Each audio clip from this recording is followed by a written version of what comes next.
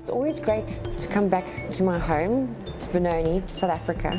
I love South Africa. I love Africa. It's my home. It's a place I was born, I was raised, and it's always great to come home and give back. La princesa Charlene intentó huir de Mónaco 3 veces antes de tener que casarse con el príncipe. Sonreía para las cámaras, pero por dentro se sentía atrapada en una jaula brillante. Después de desaparecer durante meses en Sudáfrica, Charlene no volvió a casa. Se fue a un hospital secreto para esconderse. Acompáñanos al momento en que Charlene recibió melones para ocultar su dolor. Una boda de ensueño con grietas debajo. Todo empezó como debería comenzar un cuento de hadas moderno. En el año 2000, en la competencia de natación Mare Nostrum en Mónaco, Charlene Wittstock llamó la atención del príncipe Alberto. Era una joven de gran talento atlético que se deslizaba por el agua con una facilidad casi mágica. Por un momento parecía que el destino los había señalado a los dos, pero lo que parecía perfecto desde fuera ya estaba destinado a romperse. Las grietas ya habían comenzado a aparecer. Desde el día en que Charlene entró al Círculo Real de Mónaco, dejó atrás más que su carrera. Dejó su independencia, su tierra natal y, en silencio, el control sobre su futuro. La maquinaria real era implacable.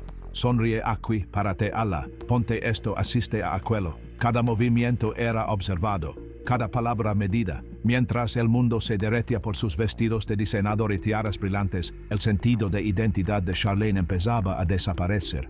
La boda en 2011 fue transmitida por varios continentes, un evento deslumbrante lleno de riqueza, prestigio y promesas. Charlene llevó un vestido hecho a medida por Giorgio Armani, adornado con decenas de miles de cristales y perlas. Las cámaras destellaban, las campanas sonaban y los noticieros la llamaban el evento de la década. Desde lejos parecía la coronación del amor verdadero, pero los observadores atentos notaron sus lágrimas durante la ceremonia. Lágrimas que el palacio intentó justificar como emoción abrumadora para controlar la historia. Detrás de los velos y el brillo, Charlene se estaba ahogando. Los días antes de la boda estuvieron llenos de rumores que no podían ser silenciados. Susurros de que la futura princesa había intentado huir de Mónaco no una, sino 3 veces. Historias de que había buscado refugio en la embajada sudafricana en Francia. Cada intento fue detenido antes de lograrlo. Cada rumor fue enfrentado con negaciones frías del palacio. Las semillas de la duda ya estaban plantadas. ¿Era este un matrimonio de amor o una jaula dorada que se cerraba? El pasado del príncipe Alberto rondaba cada rincón del palacio. Acusaciones de infidelidades, hijos ilegítimos reconocidos, demandas de paternidad demasiado escandalosas para ocultar. Aunque la familia real de Mónaco intentaba proteger su imagen, las manchas quedaban. Charlene, a pesar de su valentía, estaba entrando a una vida donde la traición era parte del sistema.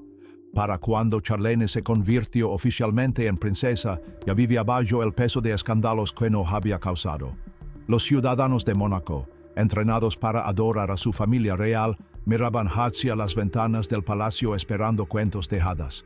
Pero recibieron algo muy distinto. Una mujer que sonreía porque debía, no porque quería. Aún así, Charlene sonreía, saludaba, caminaba por los pasillos brillantes del poder, pero una tristeza profunda y dolorosa se aferraba a ella, inseparable de los papeles que debía interpretar. Con los años perfeccionó su actuación. Para quienes la veían desde lejos, parecía tranquila, elegante, serena. Para quienes miraban más de cerca, las grietas bajo la superficie eran imposibles de ignorar. Charlene no estaba simplemente adaptándose a la vida real, estaba soportándola. Cada gala, cada aparición pública, cada fotografía cuidadosamente preparada era un acto silencioso de resistencia, una lucha calada por sobrevivir en un sistema que devoraba la individualidad. Mientras el príncipe Alberto mantenía la apariencia de deberes públicos impecables, en privado sus problemas personales seguían saliendo a la luz.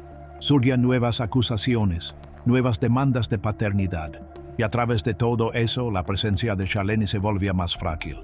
Sus apariciones públicas se hicieron más escasas, sus sonrisas más débiles, su postura más cerrada, Si alguna vez esto fue una historia de Cenicienta, la ilusión hacía mucho que se había roto. Dentro de los muros del palacio, la soledad crecía. Su círculo de apoyo era pequeño, mantenido pequeño a propósito. Los amigos y aliados eran escasos, incluso rodeada de lujos. Charlene caminaba a menudo sola, una figura de tristeza silenciosa en pasillos construidos para la celebración. La vida deslumbrante que había elegido no era un premio, era una prisión. En Mónaco, la familia real no es solo simbólica, son la imagen misma del país. Estabilidad, glamour, éxito. Cualquier grieta pública en esa fachada amenaza no solo a la familia, sino a la identidad nacional. Charlene no podía permitirse la tristeza privada. Su dolor ponía en peligro el mito que Mónaco vendía al mundo. La maquinaria del palacio se adaptó. Comunicados oficiales desmienten rumores. Fotografías cuidadosamente seleccionadas mostraban ilusiones de felicidad. Las apariciones públicas, controladas al milímetro, pintaban un cuadro de unidad. Pero ninguna coreografía podía ocultar completamente lo que se deslizaba entre las grietas. La distancia de Charlene, su retiro hacia sí misma, se volvió demasiado evidente como para borrarlo. Todo llegó a un punto crítico en 2021. Charlene viajó a Sudáfrica, el país de su infancia, supuestamente para un proyecto de conservación. El viaje, que debía durar unas pocas semanas, se extendió durante meses inciertos. Los informes oficiales hablaban de una grave infección de oído, nariz y garganta que le impedía volar, pero los rumores decían otra cosa. Su ausencia decía más que cualquier comunicado de prensa. En la sociedad querrada y obsesionada con la imagen de Mónaco, su desaparición prolongada de la vida real encendió las alarmas. ¿Era realmente una enfermedad o era una fuga? Se habían vuelto imposibles de ocultar las fracturas de su matrimonio. El palacio emitía actualizaciones cautelosas y sanitizadas. Charlene perdió su 10º aniversario de bodas. Se perdió el Gran Premio. Se perdió el baile de la Cruz Roja. Tradiciones que debían reforzar a la familia real pasaron sin ella. Y en Mónaco, donde las apariencias son una moneda, su ausencia se volvió un escándalo en sí mismo. Cuando finalmente regresó, no volvió a la vida real. En lugar de eso, Charlene ingresó a un centro de tratamiento privado fuera de Mónaco. De nuevo, el palacio emitió declaraciones medidas. Agotamiento, angustia emocional, se pedía privacidad. Pero para cualquiera que prestara atención, la verdad ya era evidente. Charlene no estaba simplemente cansada. Estaba rota, quebrada por años de resistencia silenciosa. La mujer que una vez se deslizaba por el agua con gracia ahora luchaba por mantenerse a flote en la vida dorada y asfixiante en la que había sido atrapada. El cuento de hadas nunca fue real. La grieta había estado allí desde el principio y ni las luces más brillantes de Mónaco podían ocultarlo ya. El precio de quedarse en silencio. Mientras las puertas doradas de Mónaco brillaban bajo el sol del Mediterráneo, detrás de ellas se formaba otra tormenta, una sin truenos, sin aviso. El regreso de la princesa Charlene desde Sudáfrica no fue un regreso a casa, fue una retirada. No a la vida real, sino a un mundo cerrado de secretos susurrados, batallas invisibles y apariciones muy controladas. Ella estaba allí, pero al mismo tiempo no estaba.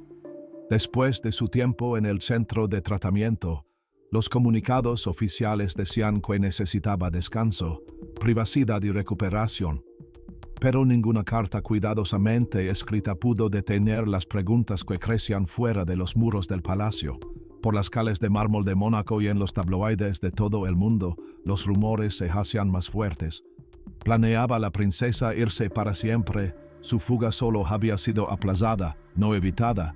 La historia tomó un giro más oscuro cuando surgieron nuevas acusaciones contra el príncipe Alberto. Una mujer brasileña afirmó que el príncipe era el padre de su hija durante los primeros años de su relación con Charlene. No era un error del pasado lejano, era una traición que, supuestamente, ocurrió cuando Charlene ya intentaba construir una vida a su lado. El momento no podía haber sido más cruel. Justo cuando Charlene necesitaba sanar, los fantasmas del pasado de Alberto regresaron al palacio, trayendo más vergüenza a un matrimonio que ya estaba agrietado. Para los ciudadanos de Mónaco, que veneran a su familia real, los titulares eran insoportables. para Charlene fueron devastadores. Hubo consecuencias, pero no las que se ven ante las cámaras. Fueron arreglos privados, negociados en habitaciones cerradas. Surgió un acuerdo impactante. Charlene se quedaría al lado de Alberto, a cambio de un precio. Se decía que le prometieron unos 12 millones de euros al año para cumplir su papel. 12 millones de razones para sonreír. 12 millones de razones para quedarse en silencio. 12 millones de razones para esconder las grietas que crecían en su alma antes tan viva. Esto no era amor, no era perdón, era supervivencia. Control de daños simple y claro. Para Alberto, preservaba la imagen impecable de la monarquía. Para Charlene ofrecía seguridad y, tal vez, la débil esperanza de recuperar su libertad algún día. Pero el dinero, por mucho que fuera, no puede curar un corazón roto. Con cada aparición pública, Charlene parecía apagarse. Sus ojos antes brillantes se opacaban. Su presencia, antes atlética y fuerte, se volvía como un fantasma. Caminaba junto a su esposo, pero la distancia entre ellos era visible. Imposible de negar, una brecha silenciosa que se notaba en cada foto. Los actos públicos se volvieron representaciones, no celebraciones.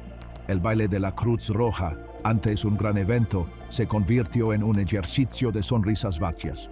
El Gran Premio de Mónaco, con su velocidad y glamour, no ofrece más que un fondo para poses rígidas y gestos cansados. Charlene estaba ali, pero la mujer que había capturado la imaginación del mundo parecía haber desaparecido. Dentro del palacio, las tensiones hervían bajo la superficie pulida. El príncipe Alberto mantenía la compostura, asistiendo a eventos, saludando y hablando educadamente ante las cámaras. Pero ni siquiera su calma habitual podía esconder las fracturas en su matrimonio. La ausencia de Charlene, emocional aunque no siempre física, rondaba cada acto público. Aún así, ella resistía, asistía, sonreía. Y mientras tanto, la jaula dorada se quedaba más y más sobre ella. Algunos decían que se cuidaba por sus hijos. Los gemelos, el príncipe Jacques y la princesa Gabriela, nacidos en 2014, representaban el futuro de Mónaco. La devoción de Charlene hacia ellos era inquebrantable. Irse del palacio significaba arriesgar su relación con ellos, perder el derecho de criarlos como ella quería. Era un precio que no podía pagar. Otros susurraban que se cuidaba porque escapar no era una opción. En Mónaco la familia real no es solo un símbolo, son la identidad del país, la marca viva que impulsa su reputación, su turismo y su estabilidad económica. Un divorcio real no solo mancha reputaciones, sacudirá la base misma sobre la que se sostiene Mónaco. El riesgo era demasiado grande, la ilusión debía mantenerse, así que Charlene aguantaba. Pero la supervivencia tomaba muchas formas. Detrás de la fachada brillante, encontró maneras silenciosas de resistir. Se dedicó de lleno a su trabajo benéfico. Amplió su fundación, enfocándose en la seguridad infantil y la educación deportiva. Apoyó causas humanitarias lejos del brillo de los casinos y yates de Monte Carlo. Cada programa social era una pequeña rebelión, una manera de recuperar algo de control sobre su vida. La Fundación Princesa Charlene de Mónaco se volvió su verdadero reino. Ya no eran cenas de estado o bailes de la alta sociedad lo que la definía, sino campanas de seguridad acuática, ayuda humanitaria y programas comunitarios, lejos de las expectativas sofocantes de la realeza. Charlene volvió a encontrar pedazos de la mujer que había sido. Mientras tanto, el príncipe Alberto seguía enfrentando sus propios problemas. Viejos escándalos de paternidad surgían. Nuevos rumores estalaron. Cada titular danaba un poco más la imagen que Mónaco luchaba por proteger. Aún así, Alberto seguía adelante, asistiendo a galas, inaugurando museos, estrechando manos con dignatarios. La estabilidad era más importante que la verdad. En los círculos cerrados de poder de Mónaco, la misma pregunta se repetía una y otra vez. ¿Podría sobrevivir el matrimonio? ¿Podría Charlene aguantar una vida que nunca eligió realmente? ¿Podría Alberto mantener la ilusión lo suficiente para que la próxima generación de linaje se afirmara? Las apuestas eran enormes. A pesar de toda su riqueza y su fama de patio de recreo para millonarios, Mónaco sigue siendo una construcción frágil. Depende de la estabilidad, la tradición y el glamour que parece natural. Las grietas en el matrimonio real no solo amenazaban la felicidad personal, amenazaban toda la economía, todo el mito nacional. El sufrimiento de Charlene nunca fue solo suyo. Su dolor se convirtió en un riesgo para Mónaco, en una posible vergüenza, en una fascinación morbosa para el mundo. Su tristeza alimentó los tabloides, dio vida a los rumores y desafió el cuento cuidadosamente construido de un paraíso junto al mar, y en una última vuelta cruel, hasta su resistencia se convirtió en parte de la ilusión. En las cenas de Estado sonreía, en las ceremonias oficiales hacía reverencias, en el Mónaco Yacht Show saludaba desde la cubierta del yate real con una gracia ensayada, pero quienes la conocían sabían, la mujer en las fotografías era solo una sombra, y ni un contrato de 12 millones de euros podría reconstruir lo que ya estaba roto sin remedio. La jaula dorada seguía cerrada y la princesa Charlene aprendió a sobrevivir dentro de ella. Grietas en la corona. Bajo el brillo pulido de las luces de Mónaco, los cimientos empezaban a moverse. Las largas ausencias de la princesa Charlene, su fragilidad visible, su silencio inquietante, ya no podían ocultarse detrás de comunicados bonitos, ni de apariciones públicas cuidadosamente organizadas. Para cuando llegó el año 2022, hasta los seguidores más leales de la realeza lo notaban. Algo dentro del Palacio Grimaldi se estaba rompiendo. La versión oficial seguía siendo tercamente optimista. La princesa Charlene estaba recuperándose. Estaba comprometida con sus deberes reales. Estaba unida a su esposo y sus hijos. Pero las fotos contaban otra historia. Volvía brevemente para pequeños eventos, pareciendo más una invitada en su propia vida que la esposa del soberano. Su postura era rígida, sus sonrisas breves, su mirada perdida más a la de los destellos de las cámaras. En momentos en que el público buscaba consuelo, solo encontraba ausencia. Una ausencia que ninguna declaración podía disfrazar. Mientras tanto, el príncipe Alberto trabajaba horas extra para mantener la ilusión pública. Daba entrevistas minimizando la larga estancia de Charlene en Sudáfrica como algo puramente médico. Insistía en que su matrimonio era fuerte, que su familia estaba unida, pero cada palabra pesaba más, revelando la tensión debajo de la superficie. Su optimismo, antes natural, ahora parecía ensayado. Sus defensas se volvían más duras, más frágiles.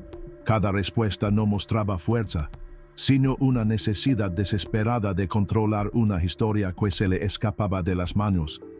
Los ciudadanos de Mónaco, leales a su pequeño país, querían creerle. Un matrimonio real roto no era solo un escándalo personal, era una amenaza nacional. La riqueza de Mónaco, su turismo, su reputación en el mundo, dependían de mantener vivo el cuento de hadas. La imagen de una nación glamorosa, sofisticada y unida era su moneda más valiosa. Si esa imagen se rompía, también podría derrumbarse la frágil base de la prosperidad de Mónaco. Los rumores crecían. Charlene había regresado, sí, pero vivía separada de Alberto, en una residencia tranquila con los gemelos, lejos de los salones principales del palacio. Algunos lo describen con delicadeza, espacio para sanar. Otros, de forma más directa, una separación disfrazada de tradición. La historia cambiaba según el público, pero la verdad de fondo parecía clara. Algo esencial entre ellos se había roto, y ninguna sonrisa pública podía arreglarlo. Aunque hacían apariciones juntos, la distancia entre Charlene y Alberto se agrandaba como una grieta bajo presión constante. Incluso la prensa local, tradicionalmente respetuosa, empezó a insinuar tensiones.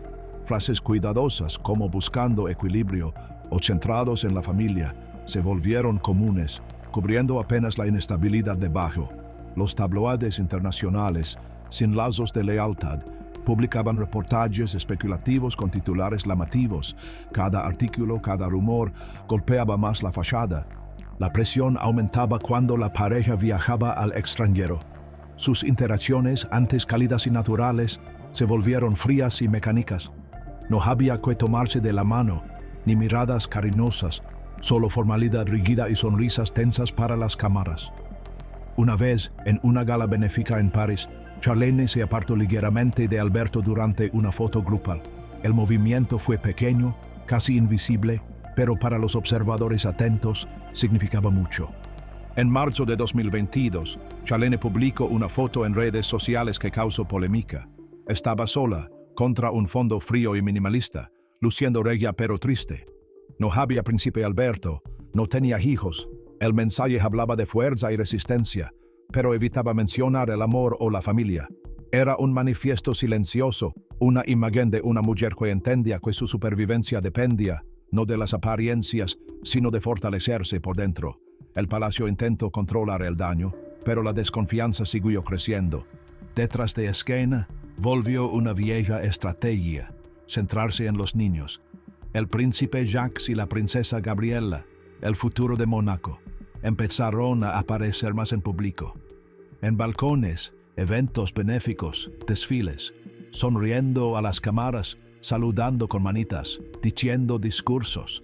La inocencia de los niños se usaba como escudo contra las tormentas que se acercaban. Si el matrimonio fallaba, los hijos serían el ancla, la prueba de que aún había esperanza para el linaje. Charlene, pese a todo, cumplía su rol, se mantenía firme detrás de sus hijos, tomándose de la mano, susurrando palabras de ánimo en las ceremonias. Su amor por ellos nunca flaquea. En una vida donde había perdido tanto control, sus hijos eran su último refugio verdadero. Cada gesto cariñoso era un acto silencioso de resistencia contra un sistema que pedía sacrificios interminables. Aún así, la tensión se notaba. En un evento incómodo ese mismo año, un video mostró a Charlene y Alberto en una entrega de premios. De pie uno al lado del otro, Alberto se inclinó para susurrarle algo. Su reacción, una respiración brusca, un parpadeo, un asentimiento rígido, desató un análisis masivo. ¿Fue irritación? ¿Resignación? ¿Miedo? No hubo consenso, pero todos coincidieron en que la tensión era palpable. Incluso los expertos en lenguaje corporal estaban divididos, aunque la mayoría pensaba que no había calidez en ese intercambio. Dentro del palacio, las tradiciones seguían.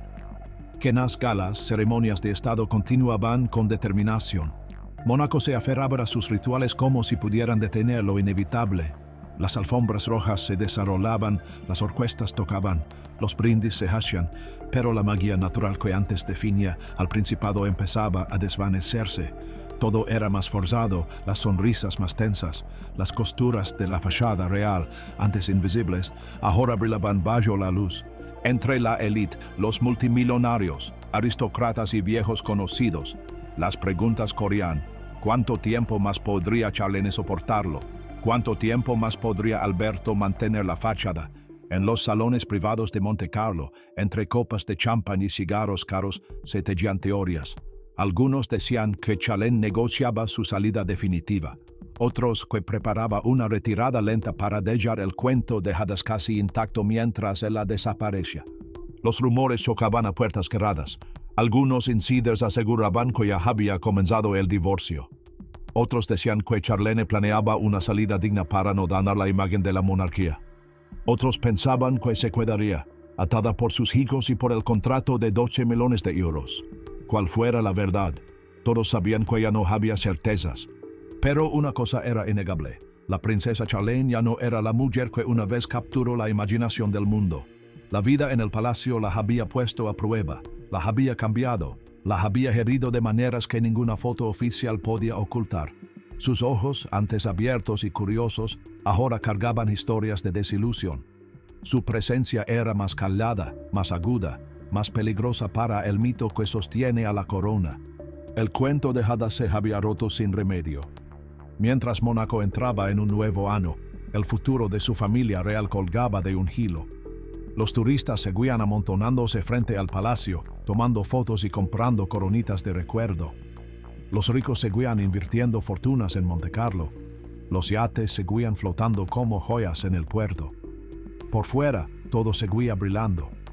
Pero dentro de los apartamentos reales, donde el lujo ocultaba el cansancio, el silencio contaba otra historia. Y la princesa Charlene, de pie entre el deber y la libertad, cargaba con el peso de un reino que ya no podía esconder sus grietas. La última resistencia de una princesa. En la calma dorada que envuelve el palacio cada atardecer, la princesa Charlene camina por los pasillos de piedra como un fantasma. Sigue Ali, envuelta en Dior y cargando con sus títulos, pero la mujer que el mundo conoció se ha transformado en algo más afilado, más silencioso y mucho más peligroso para el cuento de hadas que Mónaco vendía. A comienzos de 2023, los signos de cambio eran imposibles de ignorar. Charlene se veía más sana, más fuerte, pero también más fría. Asistía a los eventos reales con precisión, no con calidez. Estaba al lado de Alberto, pero la distancia entre ellos era casi arquitectónica. Invisible pero inmensa, construida ladrillo a ladrillo con años de silencio, traición y supervivencia. Si alguna vez Charlene fue una princesa a la fuerza, ahora era otra cosa, una fuerza soberana moviéndose en el mundo dorado bajo sus propias reglas. Ya no había sonrisas amplias ni intentos de encajar en las tradiciones rígidas de Mónaco. Las tiaras, los bailes, los retratos familiares organizados, ya no eran cadenas, sino simples decorados que podía usar o descartar a voluntad. Ahora Charlene se había convertido en un icono intocable, envuelta en trajes sobrios y moda minimalista. No representaba el romance de la realeza, sino su brutal costo. Cada mirada, cada gesto, parecía talado en hielo. Se decía que se había acordado un nuevo trato en silencio. Charlene seguiría cumpliendo sus deberes públicos. Aparecería en momentos importantes, bailes benéficos, fiestas nacionales, eventos diplomáticos. Sonreía, saludaba y mantendría viva la ilusión de una familia real unida. Todo era una actuación cuidadosamente planeada, una partida de ajedrez contra las expectativas públicas. Pero en privado vivía separada. Sus apartamentos eran solo suyos. Su personal respondía únicamente a ella, y su lealtad verdadera ya no era para Alberto ni para los Grimaldi, sino para su propia supervivencia. El cuento de hadas había terminado. Lo que quedaba era un acuerdo, una tregua firmada no con tinta, sino con sueños rotos y cálculos fríos. Un tratado silencioso, con cláusulas invisibles, que protegía su cordura, su dignidad y, sobre todo, su autonomía. Una princesa, sí, pero que había esculpido su vida de entre los restos de la desilusión. Aún así, Mónaco la necesitaba. Sin Charlene, la imagen de la familia real se derrumbaría bajo el peso de sus propios escándalos. El príncipe Alberto, cargando con décadas de rumores de amorios, demandas de paternidad y torpezas diplomáticas, no podía mantener solo la imagen impecable que Mónaco necesitaba para atraer a millonarios y turistas. Los casinos, el puerto lleno de yates, el glamour de las calles angostas, todo necesitaba una cara, un símbolo de gracia bajo presión. Charlene, incluso herida, incluso cambiada, seguía siendo la joya más valiosa de la corona. Y ella lo sabía. Usaba su posición como un arma, eliminando obligaciones que ya no toleraba. Reducía sus apariciones públicas, enfocándose en su fundación. Escogía proyectos que realmente le importaban: la seguridad infantil, la educación deportiva, la conservación. Causas que le permitían actuar fuera de los muros del palacio, construyendo un legado propio. Su fundación creció. Programas de seguridad acuática se expandieron en África y Europa. Becas para jóvenes deportistas aumentaron. Proyectos de conservación florecieron. Donde Charlene ponía su influencia, el cambio era real. No una fachada, sino resultados que ningún desfile real podía fabricar. Había transformado su dolor en propósito, usando la plataforma que debía encarcelar como herramienta para cambiar vidas. Los ciudadanos de Mónaco, que antes la veían como una princesa triste atrapada en una jaula dorada, empezaron a verla distinto. El respeto reemplazó a la lástima, la admiración reemplazó al chisme. Veían a una mujer que había sido tragada por la maquinaria real y había salido de ella, golpeada pero no vencida, abriéndose su propio espacio en un mundo que quería devorarla.